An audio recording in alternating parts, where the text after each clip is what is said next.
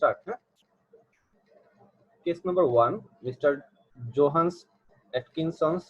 This 55-year-old gentleman is diabetic for last 15 years and hypertensive for last 10 years. He is suffering from bilateral leg swelling for last 3 weeks. And his blood pressure is 130 by 85 millimeter mercury, pulse 88 beats per minute, bilateral edema present, and clinician advice. This is the GP note. Okay. After reading the GP notes, you have to decide which is the main symptoms in this patient. That will be your task.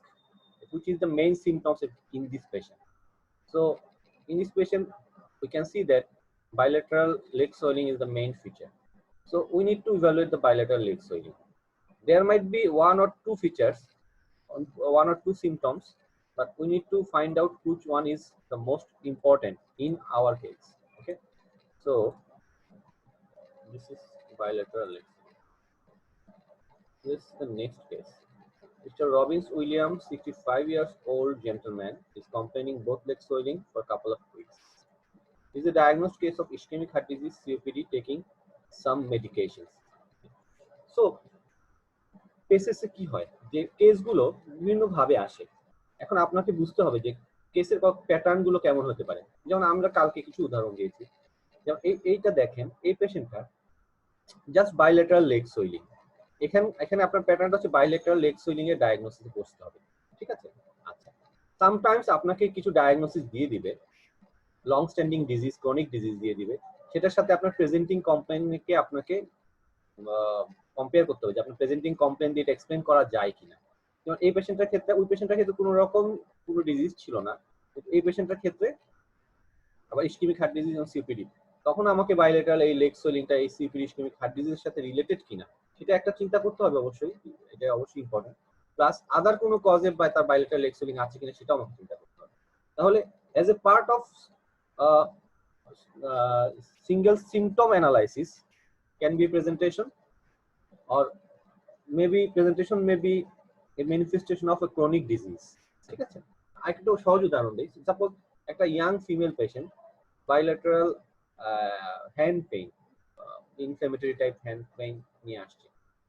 এটা একটা presentation হতে পারে। তো আপনি এই presentation থেকে আপনি DD সাজাবেন, RA হতে পারে, এসএলই হতে পারে যেহেতু ফিমেল পেশেন্ট, হ্যাঁ, তো অথবা সোরিয়াটিক আর্থ্রাইটিস হতে পারে। তো আমরা হ্যান্ড পেনের ডিডি গুলো পরে পড়বো। এখন তাহলে ইনিশিয়াল জাস্ট একটা সিম্পটম দিয়ে আপনাকে ডিডি প্রথম এই কেসটার ক্ষেত্রে আপনার দায়িত্ব হচ্ছে আপনার এই তিনটা ডায়াগনোসিস থেকে একটা ডায়াগনোসিস কে মানে বের করা, দেন ডিডি গুলো বলা। আচ্ছা, আবার আরেকটা কেস এরকম দিতে পারে যে এই ডায়াগনোসড কেস অফ এসিলি প্রেজেন্টেড উইথ চেস্ট পেইন, তখন আপনাকে আবার চিন্তা করতে হবে যে একটা এসিলির কমপ্লিকেশন হিসেবে এই চেস্ট পেইনটা আসছে কিনা। তাহলে এটা আরেকটা ধরনের প্যাটার্ন যে is presentation of A chronic disease. সেক্ষেত্রে আপনার ডায়াগনোসিসটা আপনাকে যে রিস্ক ফ্যাক্টরটা থাকবে পেশেন্টের, সেই রিস্ক ফ্যাক্টরটাকে বেসিস করে আপনার যে নতুন সিম্পটমটা আসছে সেটা ওটার সাথে রিলেটেড কিনা সেটা খুঁজতে হবে। আবার একেবারে বেশি ফোকাস হয়ে যাওয়া যাবে ওই ডিজিজ ক্ষেত্রে, কারণ এসিডি পেশেন্টের মাসকুলোস্কেলেটাল চেস্ট পেইন হতে পারে। ঠিক আছে?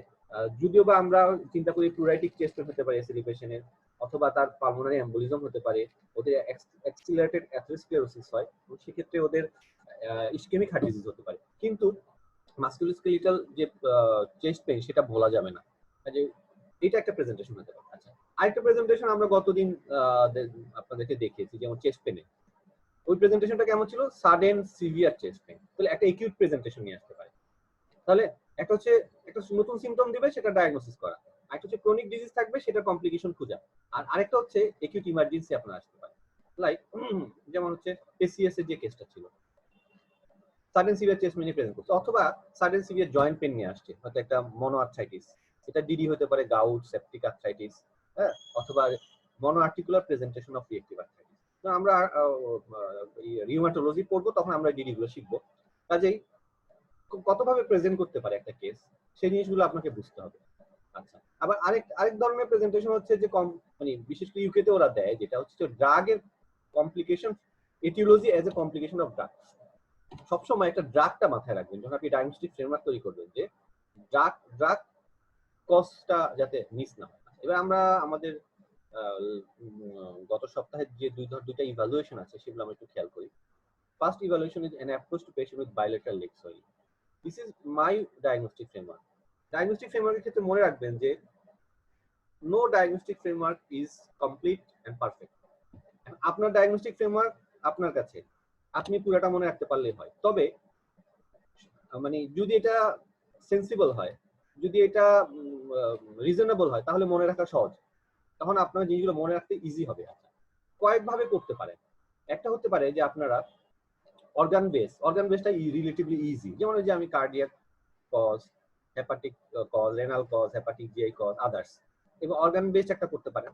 অথবা কিছু কিছু ডায়াগনস্টিক ফ্রেমওয়ার্ক করা যায় হচ্ছে আপনার প্যাথোফিজিওলজি দিয়ে। সাপোজ এই কেসটায় আপনি প্যাথোফিজিওলজি দিয়েই আপনি করতে পারেন।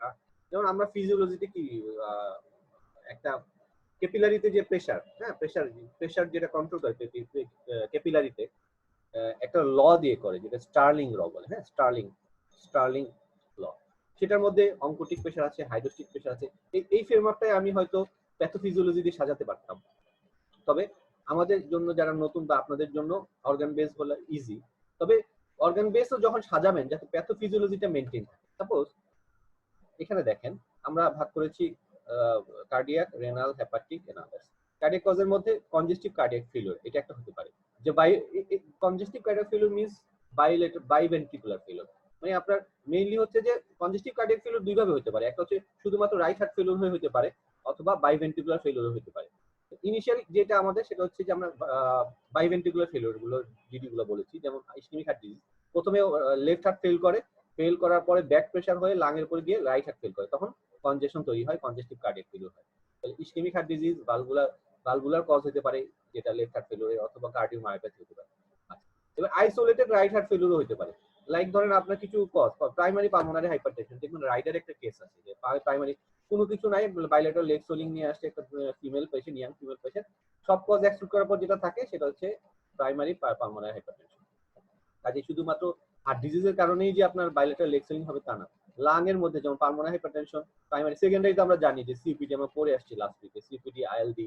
এবং যদি অনেক ক্ষেত্রে এসিলি পেশেন্ট বলেন, যেসব পেশেন্টের এসিলি বলেন, অথবা এন্টিফসফোলিপিড সিনড্রোম, বা যেসব পেশেন্টের ক্রনিক থ্রম্বোএম্বোলিজমের রিস্ক ফ্যাক্টর থাকে, তাদের ক্রনিক মানে অল্প অল্প মাল্টিপল স্মল এম্বোলিজম হয়ে কিন্তু ওদের সেকেন্ডারি পালমোনারি হাইপারটেনশন ডেভেলপ করে। কাজেই মেইন কথা হচ্ছে যে আপনার রাইট হার্টের উপর যখন প্রেসার পড়বে, সেটা আপনার ইনফেরিয়র ভেনা কাভার উপর প্রেসার দিবে। প্রেসার দেওয়ার পর সেখানে আপনার লোয়ার লিগ, আলটিমেটলি প্রেসারটা তো আপনার নিচের দিকে পড়বে, আপনার বাইলেটারাল ইডিমা হবে। সেটা লেফট হার্ট ফেলিওর হয়ে কনজেস্টিভ কার্ডিয়াক ফেলিওর হতে পারে, অথবা আইসোলেটেড রাইট হার্ট ফেলিওর হতে পারে। এবং রাইট হার্ট যদি শুধুমাত্র আইসোলেটেড রাইট হার্ট ইনফ্রাকশন হয়, লেফট হার্ট না এফেক্টেড হয়েও, সেক্ষেত্রেও কিন্তু আপনার বাইলেটারাল লেগ সোলিং হতে পারে। এবার আসেন renal cause.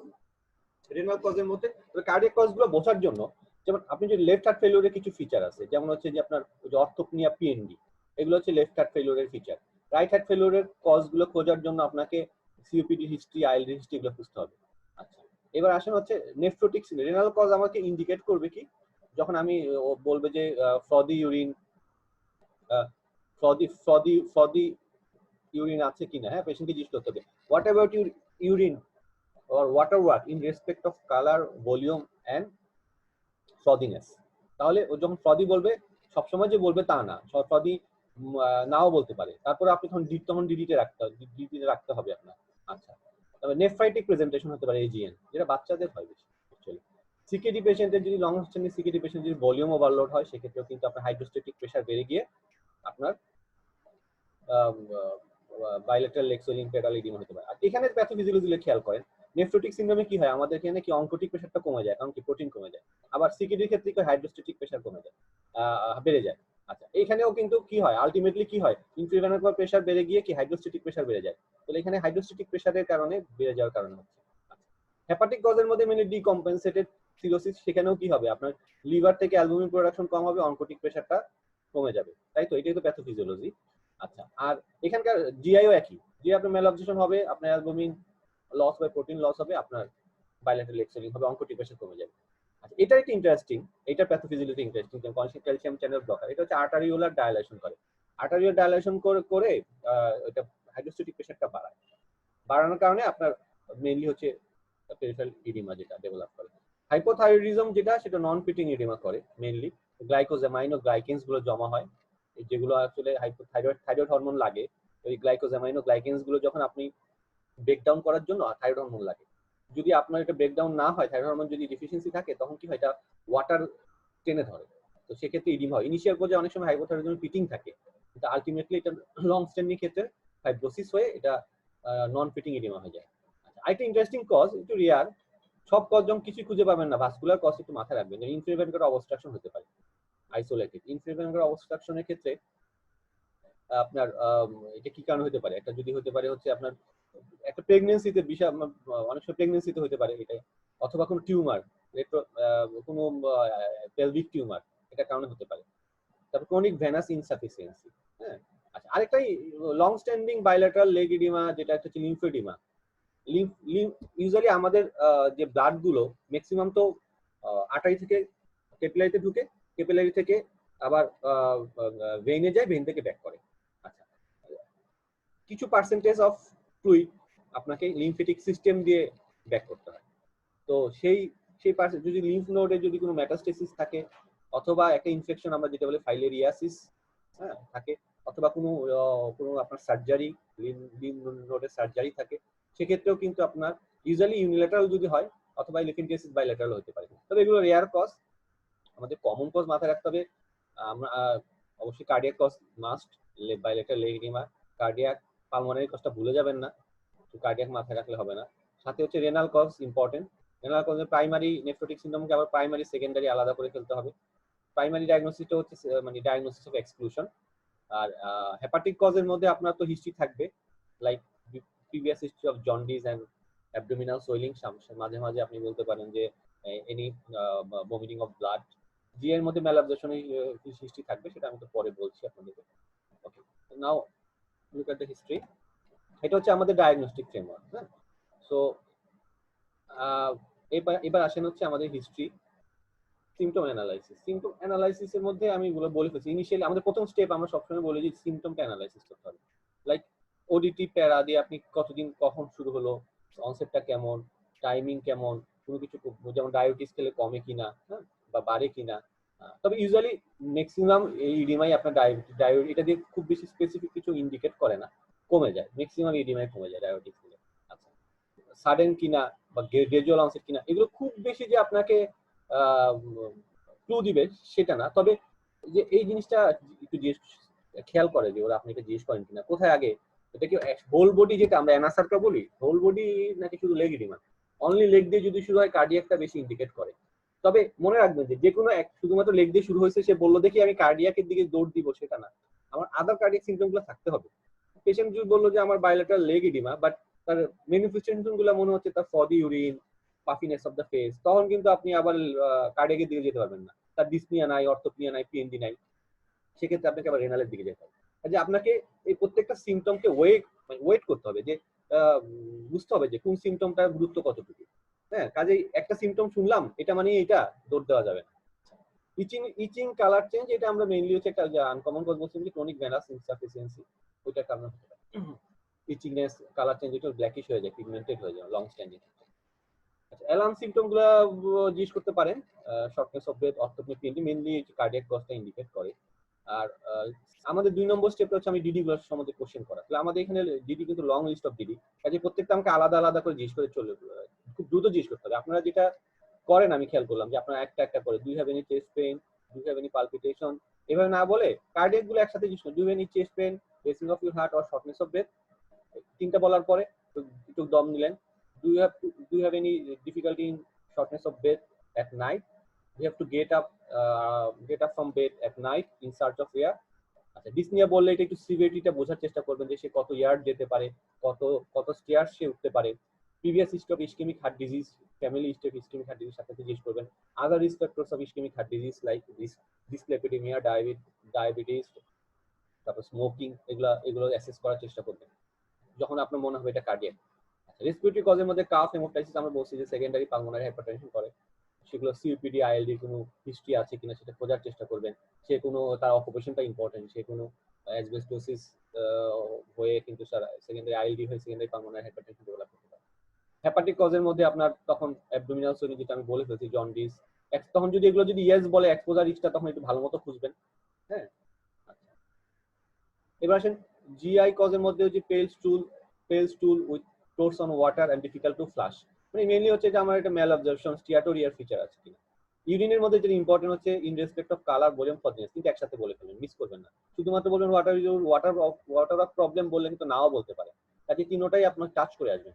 Any hypertension, any previous kidney problem, যদি বলে হ্যাঁ তাহলে ক্রিয়েটিনিন, লাস্ট ক্রিয়েটিনিন কত ছিল, পাফি ফেস আছে কিনা, তখন এগুলো কিডনির দিকে ইন্ডিকেট করবে।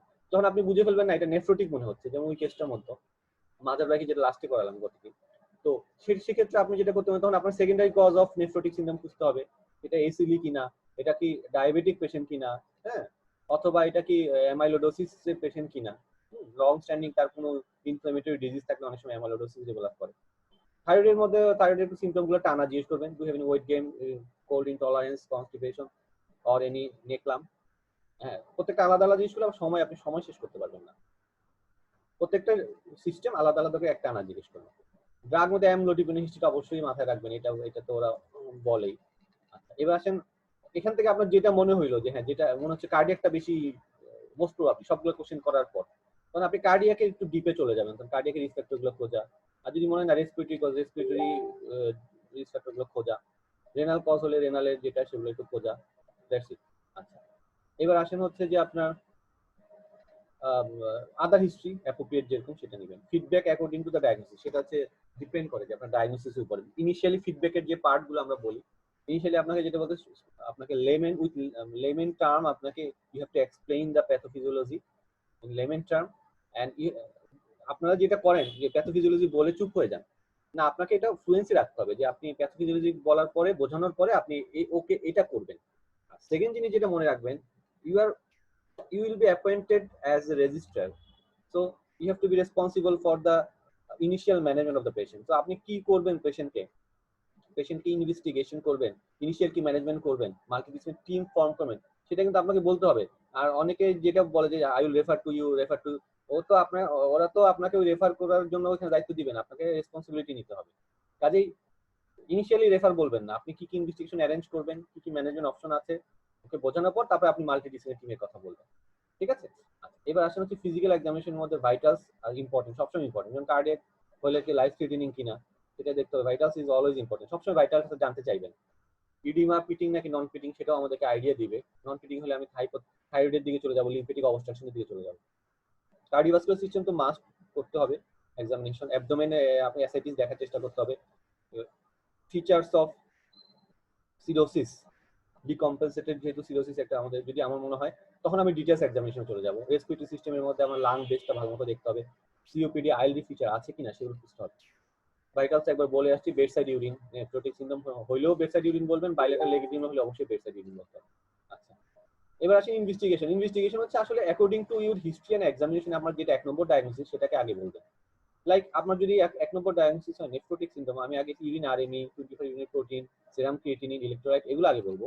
আর যদি আমার 1 নম্বর ডায়াগনোসিস ম্যালঅবজরপশন হয় তখন আমি সিরাম অ্যালবুমিন, তারপর ফিকাল আপনি দেখবেন ফিকাল ক্যালপ্রোটিন আছে কিনা, তারপর হচ্ছে আপনার সিলিয়াক ডিজিজের জন্য যেটা করতে পারেন কি বলে টিস্যু ট্রান্সগ্লুটামেজ, হ্যাঁ, টিটিজি, এগুলো করা। আর যদি লিভার কজ হয় এলএফটি করবেন, সেটা অ্যালবুমিন করবেন। আর যদি কার্ডিয়াক কজ মনে হয় তখন আপনি ইসিজি, হ্যাঁ, ইসিজি, চেস্ট এক্সরে এগুলো করবেন। কাজে ডিপেন্ড সবগুলোই মানে বলবেন। যেমন কার্ডিয়াক কজ হলেও আপনি রেনালটা এক্সক্লুড করার জন্য অন্তত একটা ইউরিন আরএমই করা উচিত, একটা এলএফটি করা উচিত। ইসিজি কো কার্ডিয়াক তখন মাস্ট হয়ে যাবে, চেস্ট এক্সরে তখন মাস্ট। আর এই যে এই ফাইন্ডিংস গুলো আবার জানতে হবে। ইসিজিতে আমি কি পেতে পারি, হ্যাঁ, ইসকেমিক চেঞ্জ পেতে পারি ইসিজিতে। আচ্ছা, এক্সরেতে আমি কি পেতে পারি, ফিচার্স অফ পালমোনারি এডিমা পেতে পারি। ইকোকার্ডিওগ্রাফি আমি কি পেতে পারি, রিজিওনাল যদি আমার ইসকেমিক হার্ট ডিজিজ, রিজিওনাল ওয়াল মোশন অ্যাবনরমালিটিস থাকতে পারে। কাজেই সরি কেউ জানি আটকে ছিল। তো আচ্ছা, আরেকটা জিনিস একটু অ্যাডভান্স পর্যায়ে বলতে হবে। যখন আপনি নেফ্রোটিক সিনড্রোম বুঝে ফেলবেন, এই ডিডির মধ্যে আপনি 1 নম্বর হবে, তখন ওকে রেনাল বায়োপসি সম্বন্ধে আপনাকে একটু কাউন্সিলিং করতে হবে, এটা ইম্পর্টেন্ট। আচ্ছা, management according to the underlying etiology, management আমরা আলাদা করে আমরা আপনাদেরকে এটা অ্যাড্রেস করবো। এজন্য এখন আমি আপনাদের মেইনলি হচ্ছে ইনিশিয়াল পর্যায়ে যেহেতু আপনারা আছেন, আমাদের ডায়াগনোসিক ফ্রেমওয়ার্কটা তৈরি করার চেষ্টা করতেছি, হিস্ট্রিটা ভালো মতো নিতে পারেন কিনা, ইনভেস্টিগেশনটা ভালো মতো বলতে পারেন। ম্যানেজমেন্টে আমি আপনাদেরকে টাস্ক দিয়ে দিব, আপনারা আস্তে আস্তে করবেন, পরে আমি পড়া নিব। নাও আমাদের second symptom, chest pain. Chest পেইনের একটা পার্ট ছিল যে যেটা বললাম যে সিভিয়ার প্রেজেন্টেশন ছিল একটা acute coronary syndrome mainly diagnosis, and এটা কিছু ডিফারেন্সিয়াল ছিল। আরেকটা কেস ছিল একটা patient previous history of MI, সে আবার পেইন নিয়ে আসে, এটা তো আমরা পড়ালাম যে ডেজলার সিনড্রোম মেইনলি, তবে ডিডি বলতে হবে যে রিকারেন্স অফ অ্যানজাইনা অথবা ইনডিউসড গ্যাস্ট্রাইটিস। আচ্ছা, এবার এটা হচ্ছে কেস 6, এটা আবার ইন্টারেস্টিং। এটা একটা 32 বছর বয়সের ইয়াং ম্যান, সে চেস্ট পেন নিয়ে আসছে, তার ফাদার ইসকেমিক হার্ট ডিজিজ আছে, কিন্তু এটা আবার মনে হচ্ছে প্লাস মাইনাস। এসব ক্ষেত্রে আপনাকে তার রিস্ক ফ্যাক্টর অ্যাসেস করতে হবে, ফ্যামিলি হিস্ট্রিটা খুব ইম্পর্টেন্ট, স্মোকিং, অ্যালকোহল, তার ডিসলিপিডেমি আছে কিনা। আচ্ছা, চেস্ট পেনটা ক্যারেক্টারটা ডিফাইন করতে হবে, যেটা কি typical anginal pain, atypical anginal pain নাকি নন অ্যানজাইনাল পেন। যদি টিপিক্যাল আর এটিপিক্যাল হয় সেক্ষেত্রে আপনার 1 নম্বর ইনভেস্টিগেশন হবে করোনারি সিটি করোনারি এনজিওগ্রাম। 1 নম্বরে first line investigation will be CT coronary angiogram, then you will go for the myocardial perfusion imaging like MIBG scan অথবা stress echocardiography, dobutamine induced stress echocardiography, এটা হচ্ছে second line. Third line will be coronary angiogram. আচ্ছা, যদি নন অ্যাঞ্জাইনাল chest pain হয় সেক্ষেত্রে আপনি ECG আর একটা top I করার পরে তাকে নন অ্যাঞ্জাইনাল সাপোজ মাস্কুলোস্কেলেটাল মনে করতে একটা আপনি চেস্ট এক্সরে করতে পারেন যে কোনো রিস্ক ফ্র্যাকচার আছে। যেমন এই কেসটা আমাদের সাজানো ছিল মেইনলি, সে একটা ওয়েট লিফটিং করছে সেক্ষেত্রে, তবে ইয়াং পেশেন্টের ক্ষেত্রে কোকেন অ্যাম্ফিটামিন হিস্ট্রি না ভুল করা যাবে। তাহলে আমরা আসলে দেখি যে চেস্ট পেনের আমাদের ডায়াগনস্টিক ফ্রেমওয়ার্কটা কেমন। যেমন একিউট যদি হয় তাহলে আমি ইনিশিয়ালি ঢুকেই পেশেন্টের দিকে তাকানোর পরে কথা বলে আমি দুইটা ফার্স্ট ডিসিশন নিতে হবে, এটা কি acute presentation, life threatening condition, নাকি এটা একটা সাব একিউট, এটা আমি একটা আস্তে ধীরে হিস্ট্রি নিতে পারি, সেইটা ক্রনিক, সাব একিউট থেকে ক্রনিক, সেটা আমাকে গাইড করবে যে আমার জিডি গুলো কি হবে। একিউট যদি বলেন আমার অনেক বেশি চেস্ট পেইন, তখন আমাকে এই লিস্টে চলে আসতে হবে। এই লিস্টের মধ্যে 1 নম্বর হচ্ছে এসিএস, 1 2 3 এসিএস, এসিএস এর কয়েকটা ভ্যারাইটি আছে। হ্যাঁ, আচ্ছা, তো এটা হচ্ছে 1 নম্বর, 1 2 3। আচ্ছা, এখন সরি আমাদের মনে হয় we are running out of time. আরেকটা ইম্পর্টেন্ট, এটা ইন্টারেস্টিং একটা ফেনোমেনা, এটা রিসেন্টলি এটা নিয়ে খুব বেশি মাতামাতি হয়। এটা বলে তাকোসুবো কার্ডিওমায়োপ্যাথি। এটা হচ্ছে যে কেউ যখন অনেক বেশি বাংলা বাংলা সিনেমার মতো যে অনেক অনেক সময় হয় না যে যদি দেখা যায় যে বাবারা, আনোয়ার হোসেন মেনলি বুকে হাত দিয়ে মোটামুটি ওইটাই ছিল, ওইটাই বলা যেতে পারে ওই টাইপেরই কিছু একটা আর কি, যে অনেক বেশি যখন অ্যাড্রেনালিন হ্রাস হয় তখন কার্ডিয়াক মাসেলে একটা একটা অংশ ইসকেমিয়া হয়ে সেই জায়গায় একটা বালজিং তৈরি হয়। এটাকে আবার অনেক সময় প্রেসের ভাষায় বলে হচ্ছে ব্রোকেন হার্ট সিনড্রোম, আর আমাদের মেডিকেল টার্ম এটা বলে টাকোসুবো কার্ডিওমায়োপ্যাথি। এটা খুব রেয়ার ডিজিজ, এটা মানে মুখ দিয়ে বের করা যতটা সম্ভব না করারই চেষ্টা করবে। Aortic dissection is a very good differentials of acute coronary syndrome, but there are certain features which might indicate it might be aortic dissection, like tearing pain which radiates toward the back, sudden severe. Then it will be a good diagnosis. And there are certain risk factors of developing aortic stenosis, like hypertension, অথবা যদি কোনো aortic valvular disease থাকে। dissection mainly হচ্ছে কি aortic ওয়ালের মধ্যে একটা tearing হয়, এই জন্য একটা মানে পেশেন্ট টিয়ারিং টাইপ অফ দুইটা, তখন ব্লাড ঢুকে যায় ইন্টিম আর মিডিয়ার মাঝখান দিয়ে, ব্লাড ঢুকে যায়, ঢুকে গিয়ে ওইখানে একটা আলাদা করে একটা মানে ব্লাড জমা, তো ওই জন্য টিয়ারিং পেইনটা ফিল করে সাডেন সিভিয়ার। তবে এটা খুবই মারাত্মক, অনেক ক্ষেত্রে এই পেশেন্ট শকে চলে যেতে পারে, মারাও যেতে পারে, অনেক ক্ষেত্রে স্ট্রোক হয়, কারণ বিভিন্ন আর্টারি গুলো যদি ইনভলভ হয়, যদি সেরিব্রাল যদি ক্যারোটিড আর্টারি ইনভলভমেন্ট হয় তখন একটা স্ট্রোক হতে পারে। ডিপেন্ড করে যে কোন লেভেলে আপনার ডাইসেকশনটা হচ্ছে সেটার উপর।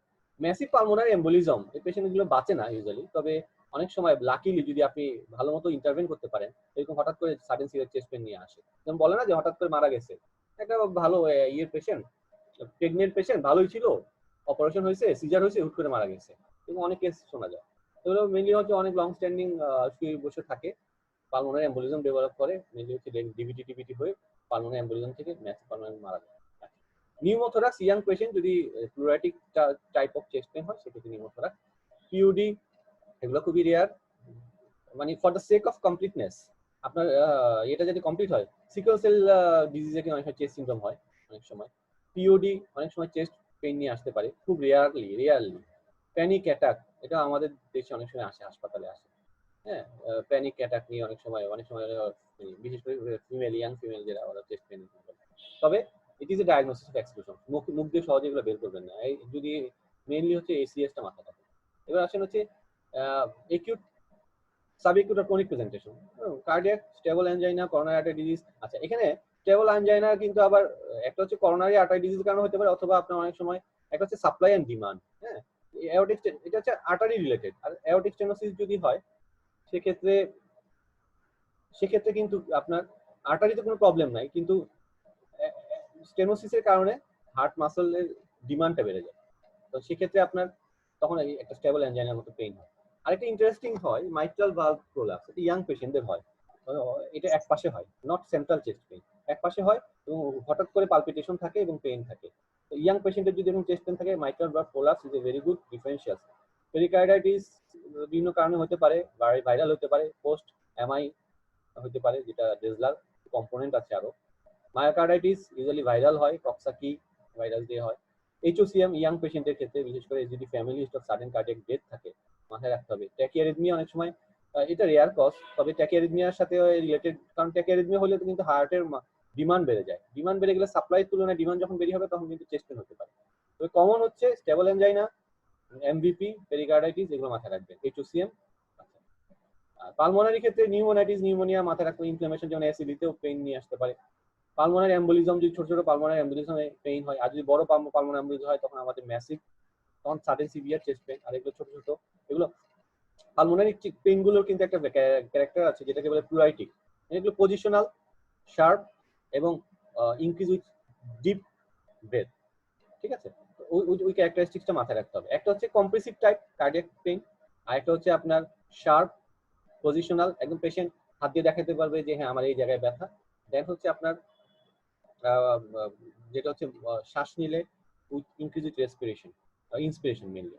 সিওপিডি, অ্যাজমা, মানুষের চেস্ট টাইটনেস বলে, হ্যাঁ এটা একটু মাথায় রাখবেন কমপ্লিটনেসের জন্য।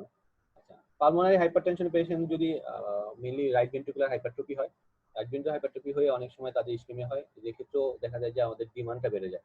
সিএ লাঙে ইউজুয়ালি পেইন হয় না আনলেস রিভ এবং সারাউন্ডিং স্ট্রাকচার মেটাস্টেসিস যদি না হয়। তবে যদি একটা patient musculoskeletal pain, elderly patient, weight loss থাকে, লং স্ট্যান্ডিং স্মোকার, সিএলাং তখন মাথায় রাখবেন। এবং যখন যে কোনো মেটাস্টেসিসের পেইন গুলো কিন্তু একটা ক্যারেক্টারিস্টিক্স আছে, সিভিয়ার পেইন হয় রাতে বেশি হয়, নাইট পেইন থাকে। আচ্ছা, অনেক অনেক হাই ডোজে মরফিন লাগে, পেইন কিলার্স লাগে। জিএ কজের মধ্যে জার্ড, এটা কমন। জার্ড ইসোফেজিয়াস স্পাজম, এটা এটা একটা ইন্টারেস্টিং, এটা এটা একটা নাম আছে, এটাকে বলে নাট ক্র্যাকার ইসোফেজাস। ডিফিউজ মেইনলি হচ্ছে ইসোফেজিয়াস স্পাজম না, বলে ইসোফেজিয়াল স্পাজমের অনেকগুলো ভ্যারাইটি আছে। তবে ডিফিউজ ইসোফেজিয়াল স্পাজম যেটা, সেটা আরেকটা নাম হচ্ছে নাট ক্র্যাকার ইসোফেগাস। সেটা একটা ইন্টারেস্টিং, যেটা হচ্ছে যে ইসোফেজাসটা হঠাৎ করে কন্ট্রাকশন করে। এখন কন্ট্রাকশন করলে ওই অনেকটা অ্যানজাইনাল মতো পেইন হয়। এবং এটা আবার একটা ইন্টারেস্টিং, যেটা আপনি যখন নাইট্রোগ্লিসারিন নেয় তখন পেইনটা রিলিভ হয়ে যায়। তখন এটা একটু কনফিউশন হয়ে যায় স্টেবল অ্যানজাইনার সাথে। কিন্তু এটার সাথে আলাদা কিছু ফিচার থাকে, যেমন ডিসফেজিয়া, হ্যাঁ ওই মানে জিআই ফিচার গুলো, নজিয়া, ভমিটিং, ডিসফেজিয়া, এগুলো একটু বেশি থাকে। ইসোফেজাইটিস তো পেইন নিয়ে আসতে পারে, অনেক কারণে ইসোফেজাইটিস হতে পারে। একটা হতে পারে আপনার জার্ড থেকে ইসোফেজাইটিস হতে পারে, অথবা কিছু ড্রাগ দিয়ে হয়, ডক্সিসাইক্লিন, তারপর হচ্ছে আপনার পটাশিয়াম, আমরা পটাশিয়াম যেগুলো দেই সেগুলো থেকে হতে পারে। গ্যাস্ট্রাইটিস, এই যে আনকমন প্রেজেন্টেশন নিয়ে আসতে পারে, পিওডি, এগুলো মাথায় রাখেন, বাট আগে বলবেন না। যদি জিআই সিমটম গুলো প্রমিনেন্ট হয় তখন জিআইডিডি গুলো চলে আসবে। মাস্কুলোস্কেলেটাল ভেরি ইম্পর্টেন্ট, যেমন ওই দিন আমরা যে কেসটা করেছিলাম, ট্রমা, ট্রমা হতে পারে, অথবা পেশেন্ট সরাসরি ট্রমা নাও বলতে পারে, যেমন যে আমি যেন ওয়েট লিফটিং জিজ্ঞেস করতে হবে আলাদা করে, নাহলে কিন্তু ডায়াগনোসিস করতে হবে। কোস্টোকন্ড্রাইটিস, এটা এটা হচ্ছে মেইনলি হচ্ছে কোস্টোকন্ড্রাল জাংশন ইনফ্লামেশন হয়। এটা কিছু নাম আছে আরো, যেমন এপিডেমিক মায়ালজিয়া অথবা টেইটস ডিজিজ বলে, এটা একটা মানে ভাইরাল ডিজিজ, মুভমেন্টের সাথে পেইন হয়। হার্পেস জোস্টার, এটাও ইন্টারেস্টিং, এটা বয়স্ক পেশেন্টদের হয়, ইমিউনোসাপ্রেসিভ পেশেন্টদের হয়। দেখা যায় যে ওই র্যাশ হয়, এটা দেখছেন সবাই, যে ডার্মাটোমাল ডিস্ট্রিবিউশনের র্যাশ হয়, র্যাশ হলে ওইখানে টাচ করলে খুব পেইন হয়, বয়স্ক মানুষদের বেশি হয়, ডায়াবেটিক পেশেন্টদের। তবে অনেক ক্ষেত্রে ইন্টারেস্টিং যে এটা র্যাশটা আসার আগেও পেইনটা হতে পারে, তখন এটা কনফিউশন তৈরি হয় যে এটা কি চেস্ট, তখন চেস্ট পেইন নিয়ে প্রেজেন্ট করে। যে এটা একটু মাথায় রাখতে হবে। যদি নার্ভ টাইপের পেইন বলে, হ্যাঁ বার্নিং পেইন বলে, তখন হার্পেস জোস্টার মাথায় রাখতে হবে। পেসেস পারপাসে মনে না রাখলে আপনার প্র্যাকটিক্যাল পারপাসে মাথায় রাখতে হবে। যদি চেস্ট পেইন বলে। Disc prolapse, severe anaemia, disc prolapse তো রেয়ার কজ, এটা কমপ্লিটনেসের জন্য রাখা। সিভিয়ার এনিমিয়া, অনেক সময় এনিমিয়া এনজাইনাকে প্রিসিপিটেট করে। এনিমিয়া ক্যান প্রডিউস এনজাইনা, যেহেতু আপনার সাপ্লাই কম হয়ে যায় তখন কিন্তু পেইন থাকে। ট্যাকিয়ারিথমিয়া তো আমরা বললাম, ড্রাগের মধ্যে এলএসডি ড্রাগ, কোকেন, অ্যাম্ফেটামিন ভোলা যাবে না। আচ্ছা, এবার আসেন, আমাদের টাইম রান 2 মিনিট আছে, ওকে শেষ করে দিতে। হিস্ট্রির মধ্যে যেটা হচ্ছে বলে ফেলছি যে সক্রেটিস, যেগুলো পেনে ক্ষেত্রে সক্রেটিসটা কাজে লাগাবেন। ওডিটি প্যারা তো আছেই আপনাদের, onset, duration, timing, progression, aggravating factor, relieving factor and associated factors. সক্রেটিসের মধ্যে ওই যে আপনারা সবাই site, onset, character, radiation, aggravating, timing, তো দুইটা মিলাই আপনারা বিশেষ করে পেনে ক্ষেত্রে সক্রেটিসটা ইউজ করে, সবাই স্ট্রাকচারটা ইউজ করে। আচ্ছা, এখানে ইম্পর্টেন্ট যেটা ক্যারেক্টার দিয়ে আলাদা করে ফেলতে হবে, যেটা কোন টাইপের পেন। যে আমি আপনাদের বলছিলাম না যে অ্যানজাইনাল তিনটা, একটা হচ্ছে টিপিক্যাল অ্যানজাইনাল, এটিপিক্যাল অ্যানজাইনাল, আর একটা হচ্ছে আপনার নন অ্যানজাইনাল। এই তিনটা যদি ফিচার থাকে, retrosternal chest pain, increase with exertion, relieve by rest or GTN within 5 minutes. সেক্ষেত্রে আপনি তিনটা যদি থাকে টিপিক্যাল, দুইটা থাকলে এটিপিক্যাল, একটা থাকলে আপনি বলতে পারেন একটা, অথবা কোনো ফিচারই যদি না থাকে, ওরকম এরকম টিপিক্যাল ফিচার না থাকে, তিনটাই যদি না বলে, সেক্ষেত্রে আপনি বললেন নন অ্যানজাইনা। ঠিক আছে? আচ্ছা, জিটিএন অথবা রেস্ট, এটা একটা ইম্পর্টেন্ট ফিচার। অ্যালার্ম ফিচার গুলো জিজ্ঞেস করতে হবে, শর্টনেস অফ ব্রেথ, মানে ওটা সে কি এসিএস এ চলে গেল কিনা সেটা জিজ্ঞেস করতে হবে। ডিডি ডিফারেন্সিয়েশন করতে হবে আমাদের সেকেন্ড স্টেপে। আচ্ছা, ডিডি ডিফারেন্সিয়েশনের মধ্যে আপনার ওই যে কার্ডিয়াক পালপিটেশন, কার্ডিয়াক গুলো জিজ্ঞেস করবেন। পেরিকার্ডিয়াস মধ্যে একটা পোর্টড্রোম থাকে, মায়োকার্ডিয়াসের মধ্যে পোর্টড্রোম, এক্সারশনাল চেস্ট পেইন থাকে, ডিসেকশন বলে ফেলছি, যে টিয়ারিং থাকে, পালমোনারি ফ্লুয়াটিক টাইপ শার্প থাকে। আচ্ছা, কেটে গেলে আমি আবার লাইন দিব আপনাদের, হ্যাঁ। জিআই এর মধ্যে burning, GI symptom Nazia, vomiting, এগুলো বলে ফেলছি আমি। নিউরোলজির মধ্যে বার্নিং। আচ্ছা, স্টেপ 3 হচ্ছে আপনি যেটা ডায়াগনোসিস, 1 নম্বর ডায়াগনোসিস, সেটা ডিপে চলে যাবেন। স্টেপ 4 হচ্ছে আপনার আদার অ্যাপ্রোপ্রিয়েট হিস্ট্রি এক্সামিনেশন, ওই আগেরটার মতোই, ভাইটালস দেখবেন, লাং বেস দেখবেন, এডিমা দেখবেন অবশ্যই, কারণ হার্ট ফেলিওরে চলে গেল কিনা সেটা দেখতে হবে। ইনভেস্টিগেশনে ইসিজি টপাই অবশ্যই করতে হবে, সাথে ইকোকার্ডিওগ্রাফি যদি কার্ডিয়াক কজ মনে হয়। মাসকুলোস্কেলেটাল হলে আপনি চেস্ট এক্সরে করতে পারেন। জিআই হলে আপনি যদি জার্ড মনে হয় একটা ট্রায়াল দিতে পারেন, পিপিআই।